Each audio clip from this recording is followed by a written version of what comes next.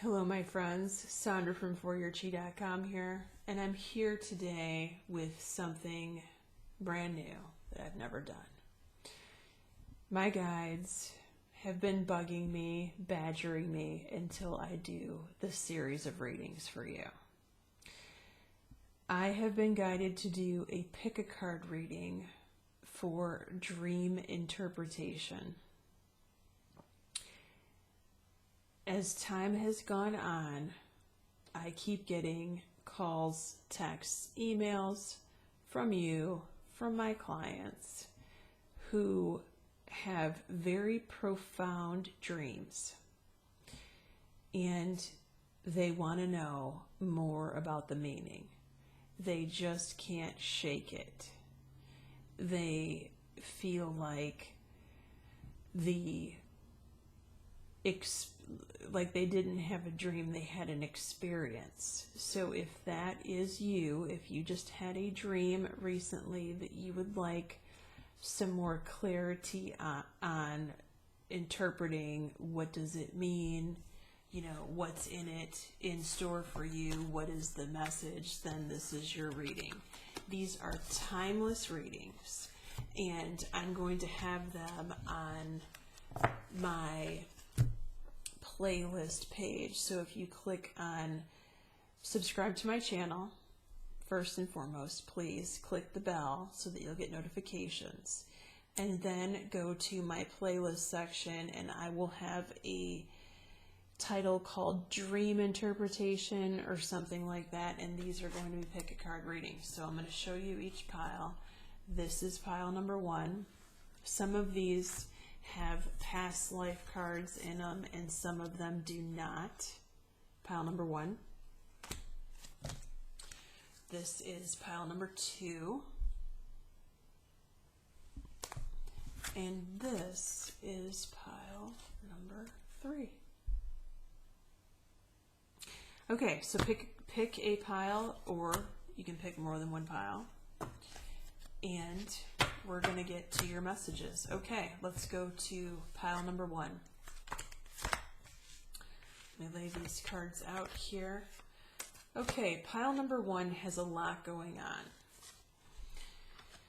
We've pulled past life cards of communal living and also male and female. So what this tells me is that you have had a most recent past life where you have flipped the gender role. If you are female in this lifetime, you were male last lifetime, and vice versa. You were also involved in a communal living situation in one of your past lives, and something happened to you in that life that is coming to the surface at this time, and that you may have had that reoccurring memory in this dream that you are seeking to know the answer to. You may have had, now here's from the dream deck now, passed over loved ones. Your dream may have involved a loved one in this lifetime that has crossed over, that came to you and spoke a message directly to you. And if that is the case, just know that that was not a dream, that was a visitation. Okay? It wasn't a dream or a memory. It was actually them coming to you and speaking their truth. And if you did not get the whole entire message, I would definitely suggest that you request that your loved one come back to you and give the message to you again in a different way. The bottom of this card says comfort, forgiveness, and support. So if you are having a hard time with how they have passed, or that you didn't get to say goodbye to them, just know that you can say goodbye at any time, including right now, even after you stop watching this video.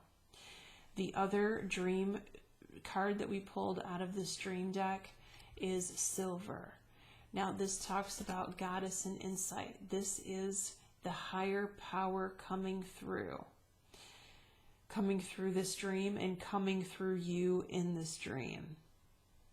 This is definitely divinely guided at this time. Excuse me, I need a drink of water.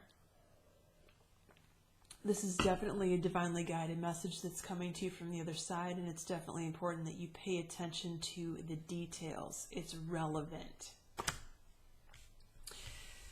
I did pull some cards from my newer deck, Psychic Tarot of the Heart by John Holland. We pulled Nurture here. It is time to nurture yourself. If you have been feeling tired, worn down, if you have been saying yes to too many things right now, it's time to take a step back and do some self-care. That is also the message that was trying to be relayed to you in this dream, and you do deserve a well-deserved reward here. You have been working hard. Sometimes it's too hard. So whatever you have done in the past that involves self-care, these cards are definitely talking about your self-care. Maybe it's time for a chiropractic treatment or a massage or pedicure, something that's relaxing, that's requiring your time out and your body's attention. Okay, so that's it for pile number 1. We're going to move into pile number 2 here. Pile number 2 is very busy. I'm going to get to your past life cards first, and then we're going to go to the psychic deck, Psychic Matters of the Heart. 3 cards popped out in the past life deck. First of all, it's vows. If you picked pile number 2, just know that there's going to be a healing for you if you listen to the advice. And I can't tell you how much these types of healings have helped my clients in the past. Where you were blocked before, this is like a magical pathway of removing all of your blocks and obstacles that have held you back for so long. You have taken a vow in a past lifetime that is affecting you this lifetime. For those of you who have had a difficult time in their money situations, perhaps your whole life, where maybe you got some money and then you lost it for some reason right away, or you haven't been able to keep a relationship, it is because you have taken a vow in a past lifetime that is preventing you from experiencing either prosperity or relationships, or sometimes both at this time.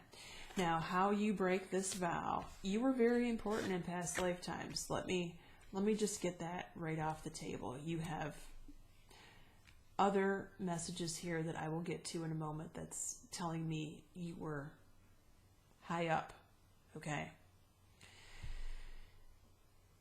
Let's go back to how to break this vow.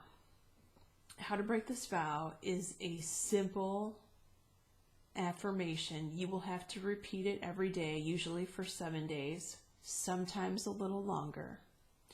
Repeat it for as long as you would like, for as many days as you like, until you feel better about it. The affirmation goes something like this, and you can tweak it any way that you want, as long as you get the bottom line. The affirmation goes, I now release, sever, destroy, uncreate any vows that I have taken in a past lifetime that may be holding me back in this lifetime. That can be any vows of poverty. That can be any vows of chastity or anything like that. When we take vows, even if it's in a past life, we energetically bring that into this life.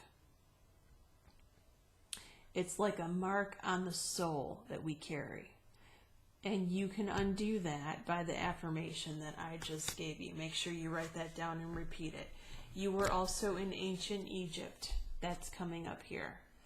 Now, you may tell me that you like to visit Egypt, or you like to, maybe you have Egyptian artwork in your house, or you like to buy that kind of thing, or you like pyramids, you like to collect them. I've heard that before too. Also, you were Native American, and you were a very important Native American in a past lifetime. You pulled medicine man or woman. So you were definitely higher in the tribe. Okay? So, You're definitely important in a past lifetime. We have these messages here of balance and confront. So this tells me that this vow, uncreate, delete, and destroy, definitely needs to happen here. You're confronting the past, you're dealing with it, and you are balancing out that karma as a result of it. Very, very important to get this done. It will be like a night and day difference, like a light switch has flipped on that has been shut off for so long. Seriously. Now, out of the dream deck, we have the sun. The sun. Brighter days are ahead of you as soon as this healing takes place. This card talks about illumination. It talks about growth in the God energy. There is none higher. You have the full moon. This card flew out of the deck as I was shuffling it. I would definitely say these affirmations, start them on the full moon. The full moon is here for us to release. It would be appropriate to release that on a full moon. This talks about completion and culmination and getting you to the next level. You also pulled the lady's mantle here. This talks about mother, healing, and alchemy. You could have a healing with regard to you and your mother's relationship if it has been tumultuous in this lifetime. You could see a healing as a result of that.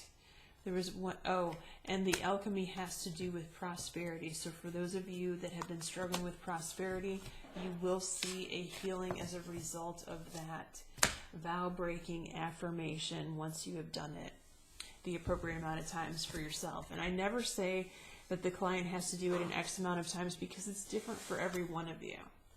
Now let me get into pile number 3. Pile number 3 does not have any past lifetime cards. However, I pulled a card out of a special deck for you that is a brand new deck for me, and I actually have to find, here we go.